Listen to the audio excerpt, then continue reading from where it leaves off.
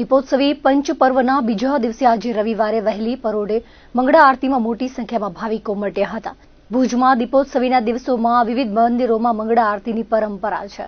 હાટકેશ્વર મંદિર, કલ્યાણેશ્વર મંદિર, સોમનાથ મંદિર અને સત્યનારાયણ મંદિરમાં વહેલી પરોઢે મંગળા આરતીના દર્શન માટે મોટી સંખ્યામાં શ્રદ્ધાળુઓ ઉમટ્યા હતા। આજે કાળી ચૌદસનો પર્વ હોવાથી કુળદેવતાના પૂજન કરાયા હતા।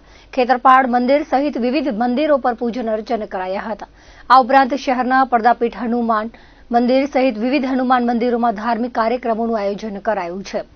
ભક્તોએ બજરંગબલીને તેલ, સિંદૂર, આખડાના ફૂલોની માળા અર્પણ કરી દર્શન કર્યા હતા।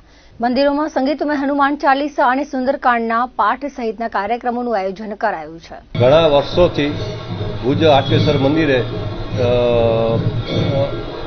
દિવાળી તહેવાર દરમિયાન ધનતેરસ, કાળી ચૌદસ તેમજ દિવાળી એ દિવસે વહેલી સવારે 5:30 વાગ્યે મંગળા આરતીનું આયોજન કરવામાં આવે છે, જેમાં માત્ર જ્ઞાતિજનો પણ નહીં, આજુબાજુ રહેતા લોકો, બહાર વસતા જ્ઞાતિજનો તેમજ અન્ય ભક્તો પણ સવારે 5:30ની જે સવારની મંગળા આરતી હોય છે 3 દિવસ દરમિયાન, એ દરમિયાન લોકોની બહોળી સંખ્યામાં હાજરી હોય છે, જે લગભગ 50 થી 60 વર્ષથી આ પ્રસંગ 3 દિવસ માટે મંગળા આરતીનો ઉજવાય છે।